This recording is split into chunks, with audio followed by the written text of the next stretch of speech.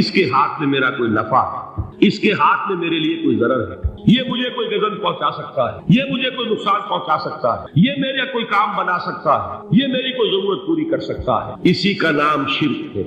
جہاں آپ نے یہ سمجھا کہ غیر اللہ کے اندر کوئی طاقت موجود ہے، وہی شرک۔ بتوں سے تجھ کو امید ہے، خدا سے نو امیدی، مجھے بتا تو صحیح اور کافری کیا ہے؟ شرک تو یہ جس پر بھی تمہیں یہ خیال ہے، کلمہ ہے یہ کلمہ سوم، لا حول ولا قوت الا باللہ، ذرا اس پر دل کو کبھی اگر آپ تصور کریں، پھر فرض کریں، دل ٹھک جائے اس پر، کوئی طاقت نہیں۔ یہی بات تھی جو شیخ عبد القادر جیلانی رحمۃ اللہ علیہ نے اپنی وصیت میں اپنے بچے سے کہی۔ 11ویں دینے والے ہیں، لیکن حضرت شیخ عبد القادر جیلانی کی وصیت اور تعلیمات کو کتنے لوگ نہیں جانتے ہیں؟ یہ جن مقامات تک پہنچے ہیں وہ کس چیز کی بدولت پہنچے؟ انہوں نے جو پیغام دیا وہ کیا تھا؟ اے میرے بچے، جس طریقے سے قرآن مجید میں حضرت لقمان کی نصیحتیں جو ہے نقل کر دی گئی ہیں، میں یہ عرض کروں گا بالفرض اگر قرآن حضرت عبد القادر جیلانی کے بعد نازل ہوا ہوتا تو شیخ عبد القادر کی یہ نصیحتیں بھی قرآن میں درج ہوتی۔ اتنی اونچی نصیحتیں ہیں۔ اے میرے بچے، اس حقیقت کو ذہن نشین کر لے، لا فاعل فی الحقیقت ولا مؤثر الا اللہ۔ اس کائنات میں نہ کوئی فاعل حقیقی ہے نہ مؤثر حقیقی ہے سوائے اللہ۔ کسی شے میں کوئی تاثیر نہیں اگر اللہ نہ چاہے، آگ جلا نہیں سکتی اگر اللہ نہ چاہے،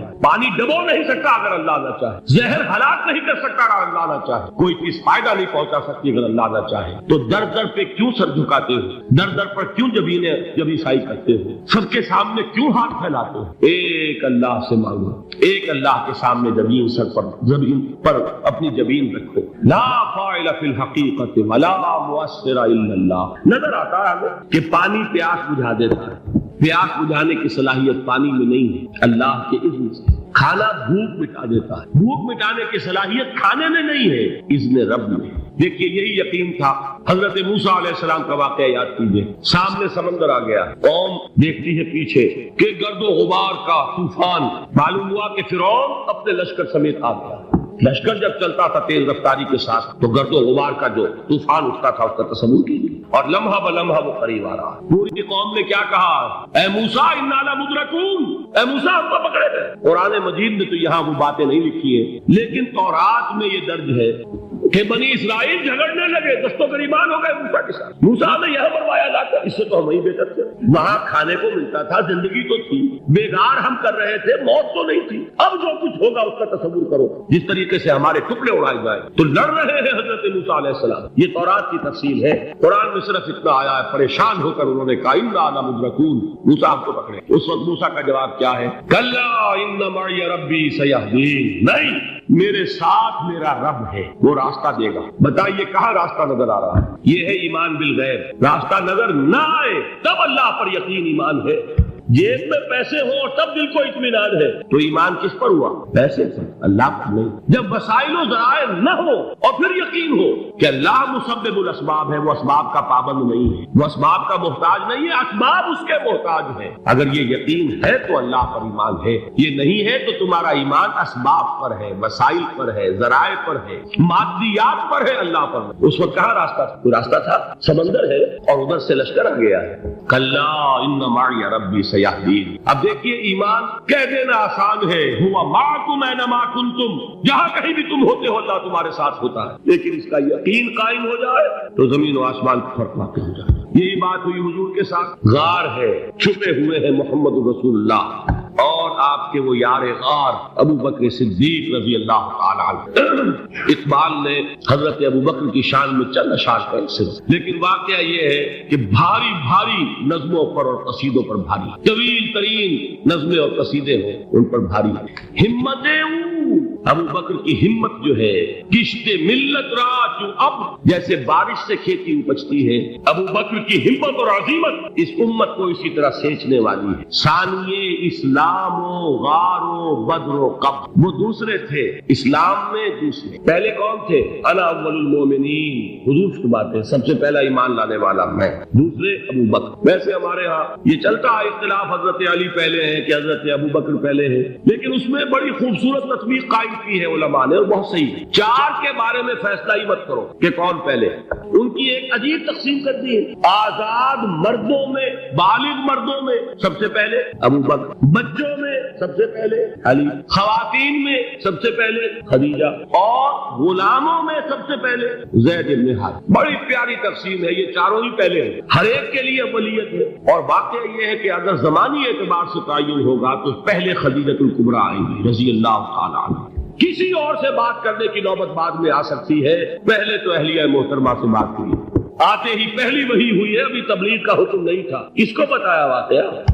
ابھی اپنی نبوت کی تبلیغ کا تو حکم ہی نہیں آیا، واقعہ کس کا ہے؟ وہ خدیجہ۔ جب کہا ہے کہ خشیت علی نفسی، مجھے اپنی جان کا اندیشہ ہے، تو کیا جواب دیا خدیجہ نے رضی اللہ تعالی عنہا؟ وہ صدیقۃ الکبریٰ، صدیقات جو ہے خواتین ان میں چوٹی پر خدیجہ الکبریٰ ہے رضی اللہ تعالی عنہ، اور صدیق جو مرد ہیں ان میں صدیق اکبر ہے ابو بکر صدیق رضی اللہ تعالی عنہ، لیکن صدیقات میں چوٹی۔ جب حضور نے فرمایا خشیت علی نفسی، کیا فرمایا، کیا عرض کیا، کیسے تسلی دی؟ نہیں، اللہ آپ کو ضائع نہیں کرے گا، آپ غریبوں کے ہمدرد، آپ مساکین کے تکالیف رفع کرنے والے ہیں، آپ بیواؤں کی سرپرستی کرتے ہیں، آپ مسافروں کی خدمت کرتے ہیں، اللہ آپ کو ضائع نہیں کرے گا۔ یہ یقین ہے اس خاتون کے اندر۔ خیر وہ ایک علیحدہ بات ہو جائے گی، میرے دل پر حضرت خدیجہ رضی اللہ تعالیٰ عنہ کی شخصیت کا بڑا گہرا نقش، جو وہ کوئی اور ہی وقت اور موقع ہوا تو بیان ہوگا۔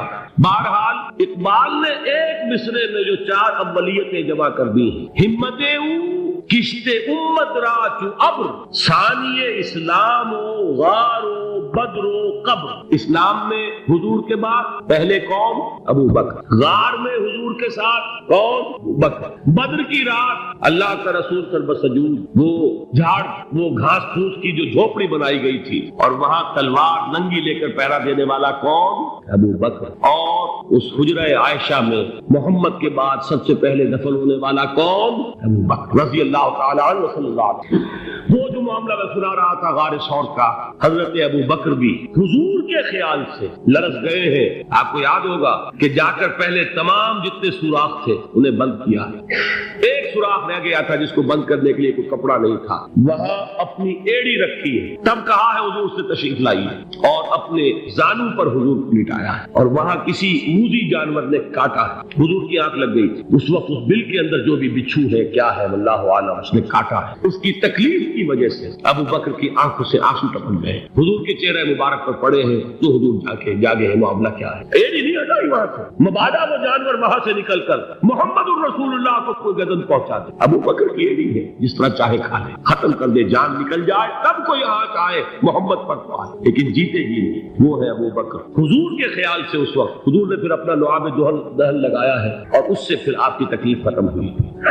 جیسے خیبر میں حضرت علی کی آنکھ دکھ رہی تھی، اس کو جو شفا حاصل ہوئی ہے وہ بھی حضور کے لعاب دہن سے ہوئی۔ تو بہرحال اس وقت انہوں نے کہا ہے کہ اے نبی یا رسول اللہ، اگر اس وقت ان میں سے کسی نے غیر ارادی طور پر بھی اپنے قدموں کی طرف جھانک دیا تو پکڑے جائے۔ کیا جواب تھا اللہ کے رسول کا؟ لا تحزن ان اللہ معنا، اللہ ہمارے ساتھ سے کیوں گھبراتے ہو ابو بکر؟ یہ ہے ایمان باللہ، میرا مالک اللہ، میرا رازق اللہ۔ کمر توڑ دینے والی مشقت کرنے کے باوجود 2 وقت پیٹ بھر کر کھانا نہیں کھا سکتے، جن کے بچوں کو علاج کی سہولت میسر، مشقت، محنت، تکلیف، نہ صرف محنت و مشقت، محنت و مشقت کے اعتبار سے تو ہم یہ کہہ سکتے ہیں کہ انسان بھی لدو اونٹ کے مانند ہے یا کولو کے بیل کے مانند، لیکن حیوان اور انسان میں اس اعتبار سے بڑا فرق ہے۔ انسان میں احساسات، رنج، غم، صدمہ، کسی جانور کا بچہ جب جوان ہو گیا اس کے بعد وہ جانے اس کی زندگی علیحدہ ہے، والدین کی علیحدہ ہے، والدین بھی پتہ نہیں کوئی ان کا جوڑا ہے کہ نہیں مستقل، لیکن یہاں کیا ہوگا؟ یہاں جس اولاد کو پالا پوسا، جنہیں اپنے جگر کے ٹکڑا سمجھ کر اور اپنا پیٹ کاٹ کر جن کو پالا ہے، اگر وہی بیٹا جوان ہو کر سینہ تان کر بھاگتا ہے، یا جیسا کہ آپ سنتے ہیں باپ پر ہاتھ اٹھا لیا ہے، ماں کو مار دیا، قتل کر، جو صدمہ اس وقت انسان کو ہوتا ہے کیا کسی حیوان کو ہوتا ہے؟ یہ صدمات، یہ رنج و غم قرآن مجید میں ایک پوری سورہ مبارکہ ہے اسی پر، جس کا مرکزی مضمون یہی ہے، لا اقسم بہذا البلد وانت حل بہذا البلد ووالد وما ولد لقد خلقنا الانسان فی کبد۔ میں جو ابتدائی قسمیں ہیں ان کو اس وقت تشریح نہیں کروں گا، اس لیے کہ وہ ہمارا اس وقت کا موضوع نہیں ہے۔ جس پر قسمیں کھائیں اللہ نے 3، لا اقسم بہذا البلد وانت حل بہذا البلد ووالد وما ولد، 3 قسمیں کھائیں۔ بات کیا کہی؟ ہم نے انسان کو محنت اور مشقت ہی میں پیدا کی، محنت اور مشقت ہر انسان کا مقدر ہے۔ عام طور پر سمجھا یہ جاتا ہے کہ غریب لوگوں کے لیے یہ معاملہ ہے، نہیں، اصل میں محنت اور مشقت کی شکلیں مختلف. کوئی شخص دفتر میں بیٹھا ہوا مشقت کر رہا ہے، کسی کی ذہنی مشقت زیادہ ہے، کسی کی جسمانی مشقت. یہ جسمانی مشقت والا جو ہے تھک ہار کر رات کو سوتا ہے تو صبح کی خبر لائے گا، وہ پوری طرح ٹانگیں پھیلا کر سکتا ہے. اور یہ جو ذہنی مشقت کرنے والے ہیں، لمبی لمبی کاروں میں چلنے والے اور بڑے بڑے محلوں میں رہنے والے، ایئر کنڈیشنڈ آفیسز اور بنگلوں میں رہنے والے، ان کی راتوں کی نیند حرام ہو جاتی ہے. ان کو جو مسائل درپیش ہوتے ہیں، انہیں جو صدمے ہوتے ہیں، انہیں جو فرسٹریشنز ہوتی ہیں، یہ نقصان ہو گیا ہے، یہ معاملہ ہو گیا ہے، فلاں نے یہ کر دیا ہے، فلاں پرابلم کا ہو گیا ہے، یہ ساری چیزیں جو ہے یہ اس غریب مزدور کے لیے نہیں ہوتی.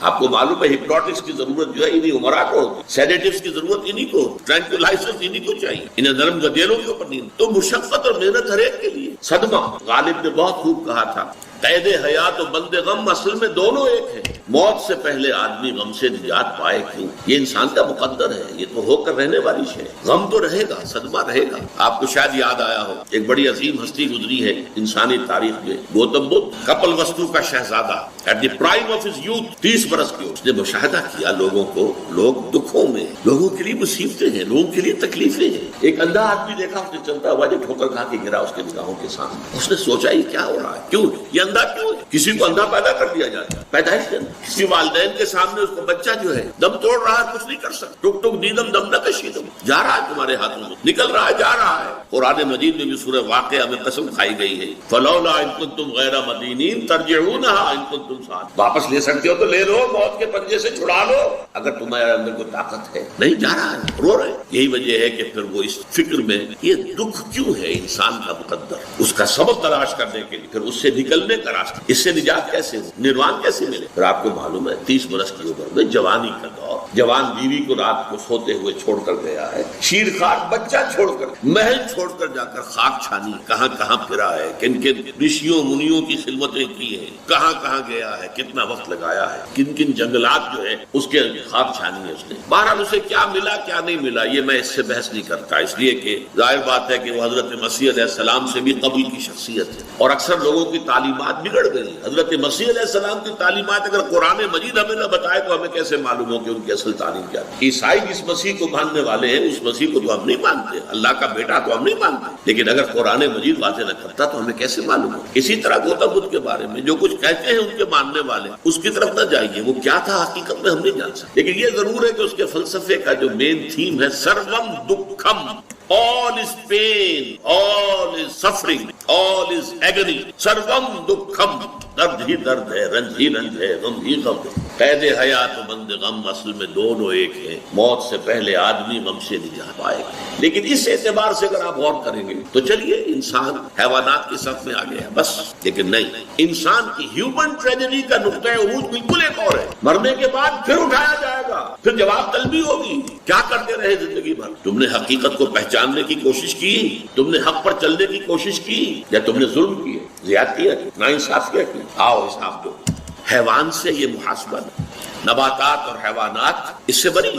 انسان، اس پر بھی ایک سورت ہے قرآن مجید کی، سورۃ الانشقاق. یا ایھا الانسان انک کادح الی ربک قدحا فملاقیہ. اے انسان تیرا معاملہ یہ ہے تو مشقت پر مشقت جھیل کر، تکلیفیں پر تکلیفیں برداشت کر کے پھر ایک دن اپنے پروردگار کے حضور میں حاضر ہوگا جواب دہی کے. ثم لتحسبن بما تعملون، حضور کی ایک خطبے میں جو الفاظ آتے، واللہ لتموتن کما تنامون، خدا کی قسم تم سب مرو گے جیسے کہ ہر روز شام کو سو جاتے ہو، رات کو سو جاتے. یہ نیند بھی موت کی بہن ہے. ثم لتبعثن کما تستيقظون، لیکن پھر جیسے روزانہ صبح بیدار ہوتے ہو ایسے ہی ایک صبح قیامت آئے گی کہ سب اٹھا لیے جاؤ. ثم لتحسبن بما تعملون، پھر تمہارا محاسبہ ہوگا.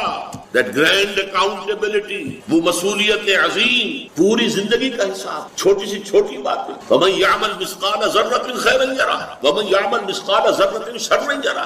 ذرے کی ہم وزن نیکی ہوگی وہ بھی سامنے پاؤ گے، اور ذرے کی ہم وزن بدی ہوگی وہ بھی سامنے پاؤ گے. انسان چیخ اٹھے گا، ما لهذا الكتاب، یہ اعمال نامہ کیسا ہے، لا يغادر صغيرة ولا كبيرة الا احصاها. اس نے تو نہ چھوٹی چیزیں چھوڑی ہیں نہ بڑی چیزیں چھوڑی ہیں، تمام کا احاطہ کر. وہ محاسبہ ہوگا اور اس کے بعد جزا و سزا کے فیصلے ہوں گے. بہت مبارک ہوں گے، خوش قسمت ہوں گے وہ لوگ جو جنت کی طرف بھیج دیے جائیں. کچھ مستعار لیا ہوا ہے، اور یا یہ کہ ابھی اس خیر کے لیے، اس خیر کثیر کی طرف نوع انسانی جو ہے اس کی تلاش میں سرگرداں ہے.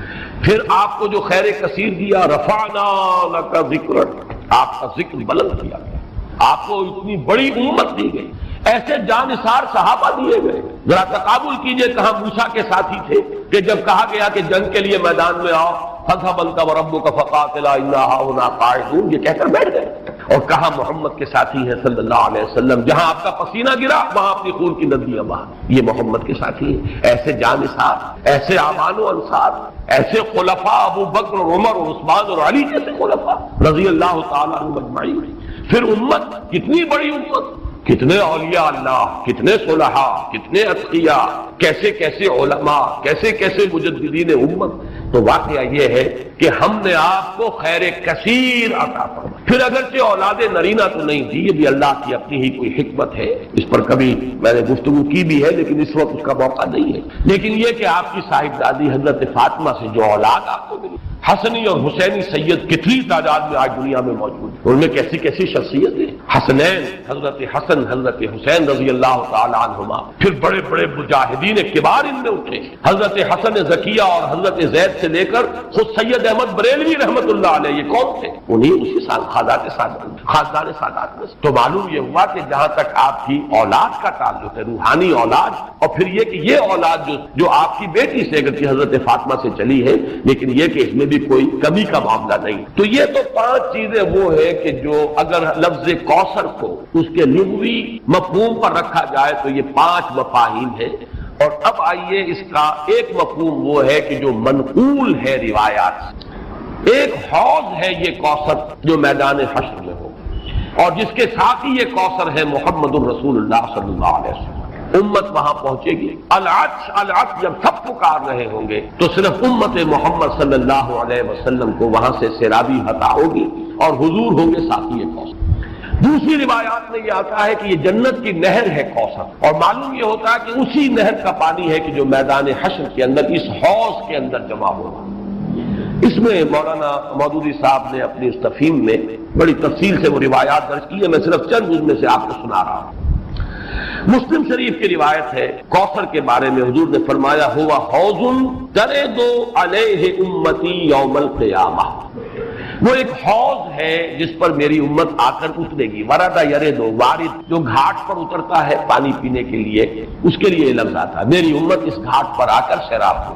بخاری کی روایت ہے انا فرطکم علی الحوض، اے مسلمانوں میں تم سے پہلے پہنچا ہوا ہوں گا حوض پر، گویا کہ وہاں میں ساقی کا فریضہ سر انجام دوں گا، میں میزبان ہوں گا حوض کوثر پر، اور وہاں تمہارا انتظار کروں گا، تمہارا استقبال کروں گا۔ انا فرطکم، یہ وہی لفظ ہے کہ جو کم سن بچے فوت ہو جاتے ہیں تو ان کی دعائے جنازہ میں یہ لفظ پڑھا جاتا ہے اللہم اجعلہ لنا فرطا واجعلہ لنا اجرا وذخرا، یہ ہم سے آگے جا رہے ہیں، ہم نے جو بھی ان کی خدمت کی ہے پروردگار اس کو آخرت میں ہمارے لیے ذخیرہ بنا دے۔ اسی طریقے سے بخاری کی ایک روایت اور بھی ہے انا فرطکم علی الحوض وانا شہید علیکم وانی واللہ لانظر الی حوضی الان، میں تم سے پہلے پہنچ جاؤں گا حوض کوثر پر اور وہاں تمہارا استقبال کروں گا، اور پھر میں تمہاری گواہی دوں گا، تم پر گواہ ہوں گا اس حوض کوثر پر، اور خدا کی قسم میں اپنی آنکھوں سے اس حوض کو اس وقت بھی دیکھ رہا ہوں۔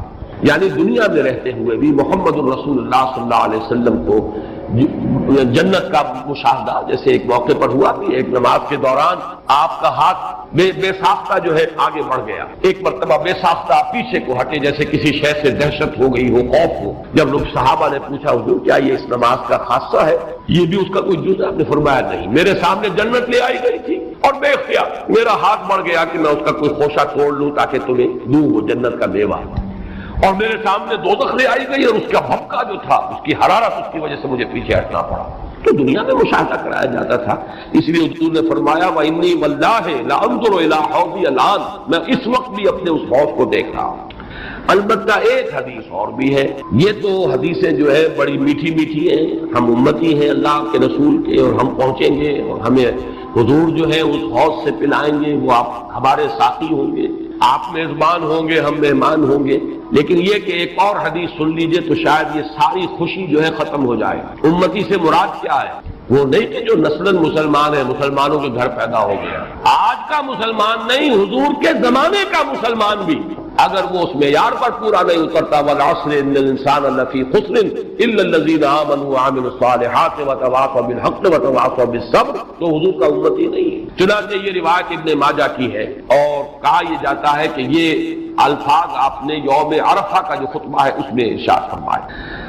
علاوہ انی فرضکم علی الحوض، لوگوں آگاہ ہو جاؤ میں حوض کوثر پر تم سے پہلے پہنچوں گا، وَأُكَاثِرُ بِكُمْ، اور میں تمہاری کثرت پر فخر کروں گا۔ اتنی بڑی امت، ایسے بھی تو نبی ہوں گے جن کا امتی ایک دو ہی ہوں گے، صرف کتنے ہوں گے؟ حضرت نوح علیہ السلام کے کتنے امتی ہوں گے؟ اس اعتبار سے محمد الرسول اللہ صلی اللہ علیہ وسلم کے امتی انا اُكَاثِرُ بِكُمْ فَلَا تُصَفِّدُوا وَجْهِي، تو دیکھنا اس روز میرا منہ کالا نہ کر دینا، میرا چہرہ جو ہے تمہارے اعمال کی وجہ سے مجھے پشیمانی نہ ہو، میرا چہرہ جو ہے سیاہ نہ کر، یہ صدمے اور رنج سے جو چہرہ سیاہ ہو جائے، جو قرآن مجید میں آیا یوم تبیض وجوہ وتسود وجوہ، جس دن بہت سے چہرے بہت سے روشن ہوں گے، تر و تازہ ہوں گے، تابناک، اور بہت سے چہروں پر سیاہی چھپی ہوئی ہوگی۔ فلا تسودوا وجہی انی مستنقذ اناسا ومستنقذ اناس منی، بہت سے لوگوں کو میں چھڑانے کی کوشش کروں گا فرشتوں سے، وہ پکڑ کر لے جانا چاہیں گے، اور بہت سے لوگ مجھ سے چھڑا لیے جائیں گے، لے جائے جائیں گے، وہ میرے امتی نہیں ہوں گے۔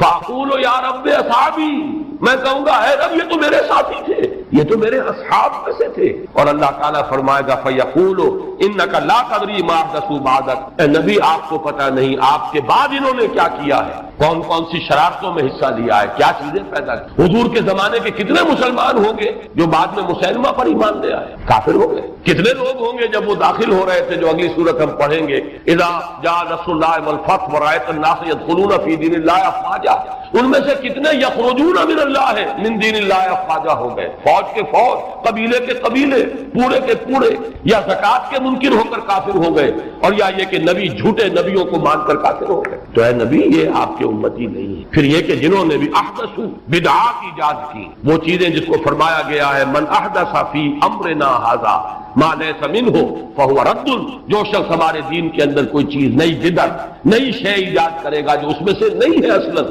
وہ مردود، اور وہ شے بھی مردود۔ تو اللہ تعالی ہمیں اس انجام بد سے بچائے کہ ہم تو وہاں پر پہنچے حوض کوثر پر کہ حضور صلی اللہ علیہ وسلم کے ہم مہمان اور آپ ہمارے میزبان، اور فرشتے ہمیں کھینچ کر لے جائیں، اور حضور بھی پکارتے رہ جائیں میری امت ہے کہاں لے کر جا رہے ہو، اور آپ کو جواب ملے کہ نہیں اے نبی آپ کو معلوم نہیں، فیقول انک لا تدری ما احدث بعدک، اے نبی آپ کو پتہ نہیں ہے آپ کے پیچھے کیا کرتے رہے۔ اس سے ان لوگوں کے خیال کی بھی نفی ہو جانی چاہیے جو سمجھتے ہیں کہ ہر شے جو ہے بعد میں جو ہوئی ہے وہ حضور کے علم میں، ورنہ تو یہ الفاظ کہتے ہیں آپ کو پتہ نہیں انہوں نے آپ کے بعد کیا کیا ہے۔ جو بھی اللہ بتاتا ہے، جو چیز پہنچانا چاہتا ہے پہنچتی ہے، جیسے آپ کی حیات دنیاوی کے دوران بھی جو اللہ علم دیتا تھا آپ کو علم ہو جاتا، جو اللہ تعالیٰ کی طرف سے نہیں دیا گیا تو اس معاملے میں آپ بشر ہیں، انسان ہیں، بات آپ کو معلوم نہیں۔ بعد میں بھی جو چیزیں اللہ اب بھی عالم برزخ میں محمد الرسول اللہ کا جو بھی مقام ہے، جو کچھ اللہ پیش کرتا ہے پہنچاتا ہے، پہنچتی ہے بات، لیکن جو اللہ نہیں پہنچاتا حضور کے پاس اپنا کوئی اختیار نہیں ہے کہ وہ ان تمام چیزوں کو جان لے، ورنہ یہ الفاظ جو ہے کہ آپ کو نہیں معلوم انک لا تدری ما احدثوا بعدک، اپنے زمانے کے لوگوں کا بھی جو بعد میں حشر ہوا وہ اس حدیث کی روح سے ثابت ہو رہا ہے کہ حضور کو بتایا جائے گا کہ آپ کو معلوم نہیں، آپ دھوکہ نہ کھائیں کہ یہ آپ کے زمانے میں ایمان لے آئے تھے لہذا آپ کے صحابی ہیں، بعد میں جو کچھ انہوں نے کیا ہے وہ آپ کو معلوم۔ بہرحال یہ ہے حوض کوثر اور وہ نہر کوثر جو حضور کو عطا فرمائی گئی تھی۔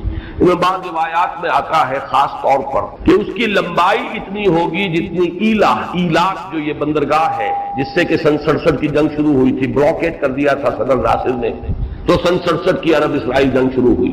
یہ خلیج ایلا کے بالکل ٹپ کے اوپر جا کر بحر احمر جو ہے ریڈ سی اوپر جا کر تقسیم ہو جاتا ہے دو کھاڑیاں، ایک خلیج سویز ہے مغرب کی طرف جا رہی ہے شمال مغرب کی طرف، ایک ہے یہ خلیج عقبہ اور یہ ہے در حقیقت جو کہ شمال مشرق کی طرف جا رہی ہے۔ اس کے ٹپ پر یہ ایلا، اور یہی وہ جگہ ہے جہاں پر کہ وہ یہود کا وہ قبیلہ آباد تھا جنہوں نے کہ شریعت کا مذاق اڑایا تھا اور پھر انہیں بندر بنا دیا گیا۔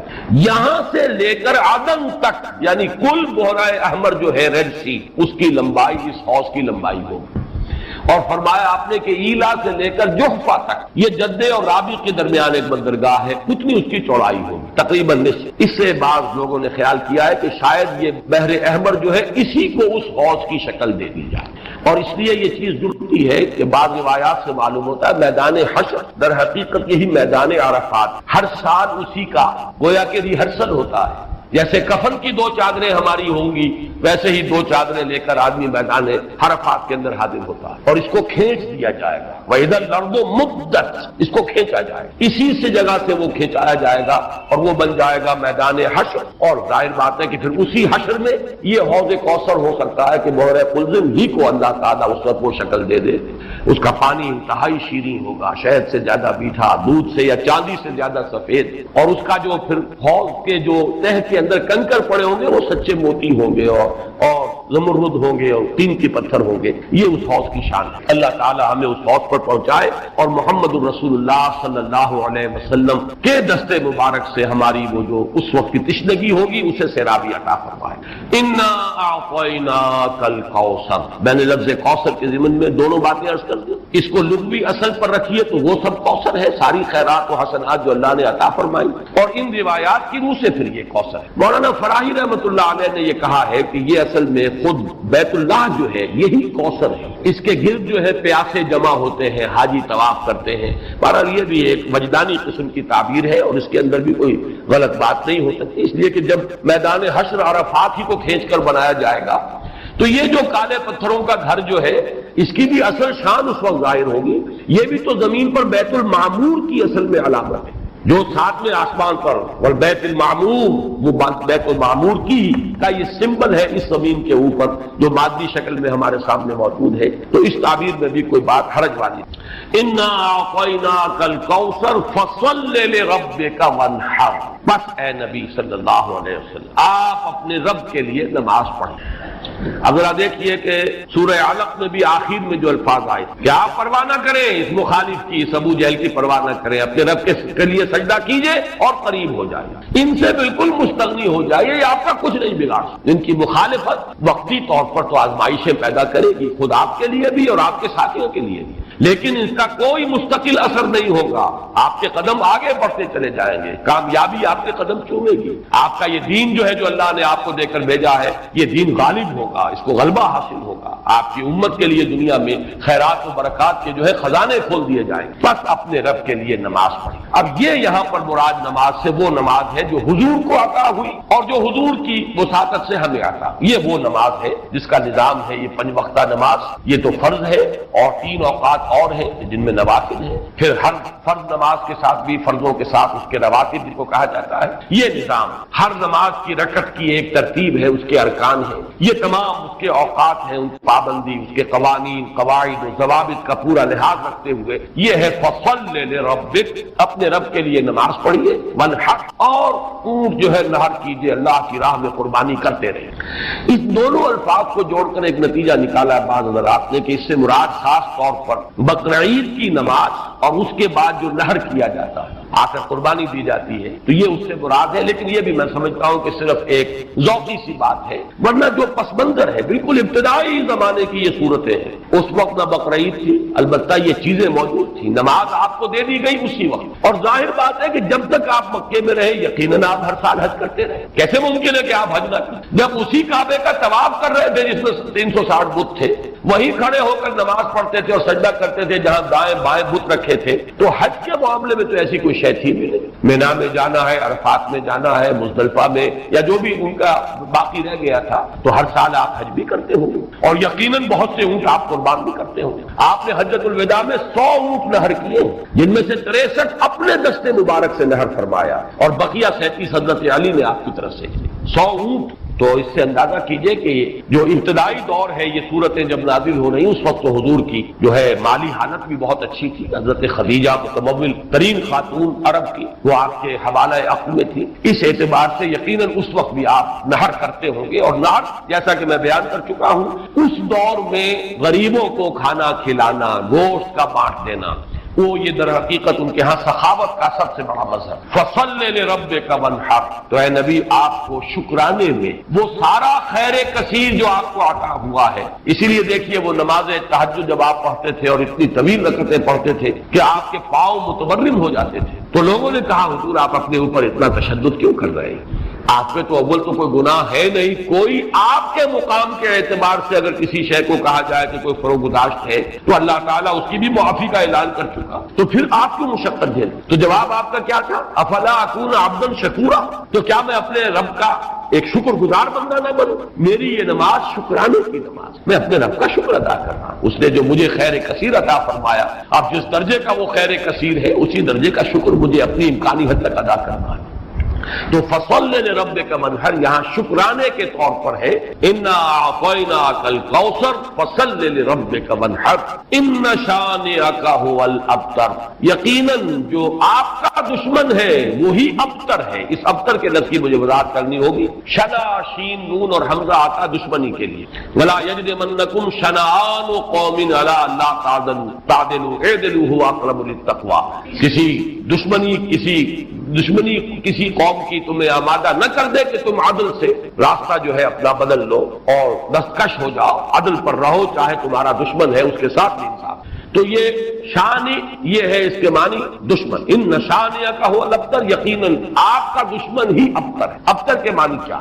با تا را کا مادہ آتا ہے بطر، کسی شے سے کٹ جانا، خاص طور پر ایک درخت ہے اس کی شاخ کٹ گئی، علیحدہ ہو گئی، شاخ مریدہ، ظاہر بات ہے اب اس کے لیے زندگی نہیں ہے، جب تک درخت سے جڑی ہوئی تھی اس کے لیے تر و تازگی تھی، وہ بڑھے گی، اس پر پھل بھی آتا اگر وہ آم کا درخت تھا، اب جب کٹ گئی تو اب وہ سوکھے گی، ختم ہو جائے گی، اس کے لیے کوئی تر و تازگی نہیں ہے، اس کا کوئی شاندار مستقبل نہیں۔ تو یہ کسی شے سے کٹ جانا، اسی معنی میں قوم سے کٹ جانا، علیحدہ ہو جانا، تنہا رہ جانا، لا تجعلنی فردن، مجھے اکیلا نہ بنا دے، تو یہ جو آتا ہے کہ میں اکیلا نہ رہ جاؤں، اس کے لیے بھی یہ لفظ آتا۔ اور پھر جس کا ذکر یا جس کا سلسلہ منقطع ہو جائے، جس کے ہاں اولاد نہ ہو، اب نام اس کا کہاں رہے گا، ختم ہو جائے گا، اولاد نہیں ہے وہ بھی ابتر ہے، گویا کہ اس کا ذکر باقی رکھنے والا کوئی نہیں رہا، اس کا نام نہیں رہے گا دنیا میں، اس لیے کہ اولاد نہیں، خاص طور پر اولاد نرینہ۔ اسی طریقے سے جس جانور کی، جس چوپائے کی دم کٹی ہوئی ہے اسے ابتر کہتے ہیں، دم کٹا، اس لیے کہ یہاں بھی کوئی شے کٹی ہوئی ہے اس کے جسم سے۔ تو یہ مختلف الفاظ ہیں، یہ معنی ہے اس لفظ کے ابتر کے۔ اب اس کو نوٹ کیجئے، حضور کو ابتر کہا قریش، کن کن معنی میں کہا اس کی تفصیل میں ابھی آپ سنا رہا ہوں، اور اس کا جواب دیا جا رہا ہے کہ یہ آپ کو ابتر کہہ رہے ہیں، اے نبی در حقیقت یہ ابتر ہو، بلکہ یہ ابتر ہے، ان شانئک هو الابتر۔ حضور کو ابتر کس کس معنی میں کہا ہے؟ بالکل اوائل میں جبکہ حضور صلی اللہ علیہ وسلم نے اپنا پیغام شروع کیا ہے تو لوگوں نے کہا بطرا محمد منا، یہ ابن جریر کی روایت، محمد ہم سے کٹے، ہمارا اپنا ایک طریقہ تھا، ہماری تہذیب، ہمارا تمدن، ہماری روایات، ہمارا مذہب، ہمارے عقائد، اب محمد ہم سے کٹ گئے، تو اس کا مطلب یہ ہے کہ یہ شاخ سوکھ جائے گی۔ یہ اگر جمعیت کے ساتھ رہتے، پوری اپنی قوم کے ساتھ رہتے تو ان کے لیے بھی شاندار مستقبل تھا، اب ان کا مستقبل بہت تاریخ۔ یہ بالکل ایسی بات ہے جیسے واصل بن عطا، یہ شاگردوں میں سے تھا حضرت حسن بصری رحمۃ اللہ علیہ، وہ تابعین میں سے ہیں، ان کا شاگرد اور بڑا ذہین شاگرد، لیکن اس نے مسئلہ تقدیر پر، جبر و قدر پر بحثیں شروع کی، تو جب اس طرح کی باتیں اس نے کہی کہ جو اہل سنت کے شایان شان نہیں، تو پھر حضرت حسن بصری نے اسے اپنے درس سے نکال دیا اور کہا کہ اعتزل عنا، یہ ہم سے علیحدہ ہو گیا، اب اس کا راستہ علیحدہ ہے، اس کا ہم سے کوئی تعلق نہیں۔ اسی اعتزل عنا سے اعتزال کا مذہب بنا ہے، اور معتزلہ کہلاتے علیحدہ ہو جانے والے لوگ۔ تو اسی طریقے سے قوم کا پہلا ریئیکشن یہ تھا حضور صلی اللہ علیہ وسلم کے بارے میں کہ بطرا محمد منا، محمد ہم سے کٹ گیا صلی اللہ علیہ وسلم۔ اسی طریقے سے ایک مرتبہ قریش کی بڑی کوئی چوپال کے اندر ان کی بڑی مجلس تھی، اور کعب بن اشرف جو ہے وہ آیا ہوا تھا یہودی مدینہ منورہ سے، اس وقت تک تو یثرب تھا، ابھی کہاں مدینہ منورہ، اس وقت تک تو یثرب ایک بستی تھی، اس کا نام یثرب، وہ تو حضور ہجرت فرما کر گئے تو پھر وہ مدینۃ النبی اور المدینۃ المنورہ بنا ہے۔ تو وہاں لوگوں نے کہا، حضور کا ذکر کیا، اس نے پوچھا ہوگا کہ سنا ہے آپ کے ہاں کوئی ہے جس نے نبوت کا دعویٰ کیا ہے، تو الفاظ نقل کیے ہیں بزار نے حضرت ابن عباس رضی اللہ تعالی عنہما سے، الا ترى الى هذا الصبي المنبتر، دیکھتے نہیں ذرا تم، الا ترى، یہ وہی ارایت الذی، یہ ان کے ہاں تعجب کی بات ہوتی تھی، ذرا دیکھو تو، تعجب بھی تحقیر بھی، یہ ہمارا ایک بچہ ہے۔ اب دیکھیے بچہ کہہ رہے ہیں، حضور اس وقت 42-43 سال کے ہوں گے، لیکن ان اندازے حقارت ہے، یہ تحقیر۔ پھر یہ کہ یہ لوگ ہوں گے 60 65 70 کے، یہ بڑے چودھری بیٹھے ہوئے، تو ان کے لیے تو وہ نوجوانی کی جو عمر ہے وہ 42-43 سال، وہ بھی گویا کہ بچہ ہونے کی بات ہے۔ الا تری الی ھذا الصبی المنبتر من قومہ، جو کٹ گیا اپنی قوم سے، یزعم انہ خیر منا، اور سمجھتا یہ کہ یہ ہم سے بہتر ہے، اس کا دین ہمارے دین سے بہتر، اس کا عقیدہ توحید ہمارے عقیدہ شرک سے بہتر، ونحن اہل الحجیج واہل الصدانۃ واہل السقایا، حالانکہ ہم حاجیوں کا بندوبست کرنے والی قوم ہیں، ان کی میزبانی کرتے ہیں، انہیں پانی پلاتے ہیں۔ یہ جب الفاظ میں پڑھ رہا تھا آج تو مجھے وہ آیت یاد آئی سورہ توبہ کی، اجعلتم سقایۃ الحاج وعمارۃ المسجد الحرام کمن آمن باللہ والیوم الآخر وجاہد فی سبیل اللہ، اللہ پر ایمان لانا، یوم آخر پر ایمان لانا اور جہاد کرنا، یہ ہے اصل اعمال۔